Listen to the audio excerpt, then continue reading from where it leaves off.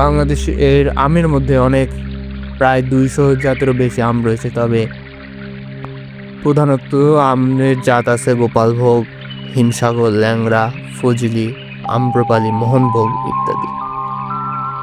প্রথমেই শুরু করি হিমসাগর, বাকি এর অপর নাম খিরসাবাদি। এর উৎপত্তি সাতক্ষীরা, চুয়াডাঙ্গা, মেহেরপুর। এই আমটি আঁশবিহীন, নরম, মাংস বড় আকারের। এর মৌসুম শুরু হয় জুনের মাঝামাঝি থেকে। এর বিশেষত্ব হলো ভারতে এটি জিআই হিসেবে স্বীকৃত করেছে। এরপর আসছে গোপালভোগ। এর উৎপত্তি এলাকা রাজশাহী, চাঁপাই নবাবগঞ্জ। এর বৈশিষ্ট্য হলো স্বাদ খুবই মিষ্টি, রসালো এবং আঁশবিহীন। এটি জুন মাস থেকে বাজারে পাওয়া যায়, অর্থাৎ এটি পাকা শুরু করে জুন মাস থেকে। এটির বিশেষত্ব হলো এটি আগাম জাতের মধ্যে অন্যতম। এরপর আসছে ল্যাংড়া। এর উৎপত্তি এলাকা রাজশাহী, চাঁপাই নবাবগঞ্জ, নওগাঁ। এর বৈশিষ্ট্য হলো এর গোলাকার, পাতলা ও মসৃণ খোসা। এর স্বাদটা খুবই ঝাঁঝালো। এর মৌসুম জুনের মাঝামাঝি থেকে। এর বিশেষত্ব হলো ভারতে এটি বানারসি আম নামে পরিচিত।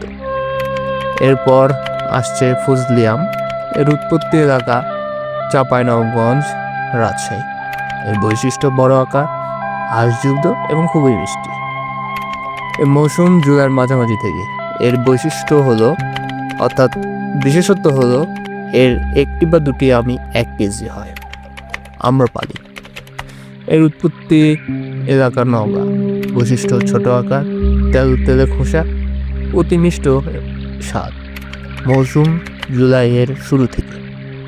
বিশেষত্ব দশে হরি ও নীলম আমের সংকরণে উদ্ভূত হাইব্রিড জাত। হাড়িভাঙা। এর উৎপত্তি এলাকা রংপুর। বৈশিষ্ট্য আঁশবিহীন, নরম শ্বাস, বোটার দিক চওড়া। মৌসুম জুনের শেষ থেকে।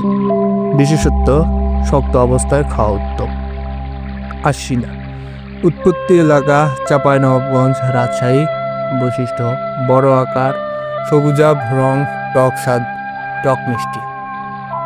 মৌসুম জুলাইয়ের মাঝামাঝি থেকে আগস্ট পর্যন্ত। বিশেষত্ব মৌসুমের শেষ আম। লক্ষণভোগ বাড়িটু।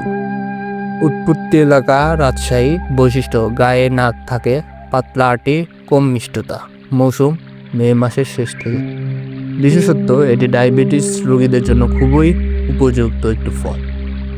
গোলাপ খাস। এর উৎপত্তি এলাকা হলো চাঁপাইনবাবগঞ্জ। এর বৈশিষ্ট্য গোলাপের গন্ধ, লালচে আভা। মৌসুম জুনের শুরু থেকে। বিশেষত্ব গন্ধের জন্য বিখ্যাত। এরপর আসছে গৌরমতি। উৎপত্তি এলাকা চাঁপাইনবাবগঞ্জের শিবগঞ্জ। বৈশিষ্ট্য আশ্বিনা ল্যাংড়া আমের সংকরণে উৎপন্ন। মৌসুম জুলাইয়ের শুরু থেকে। বিশেষত্ব নতুন জাতের উন্নত মানের আম।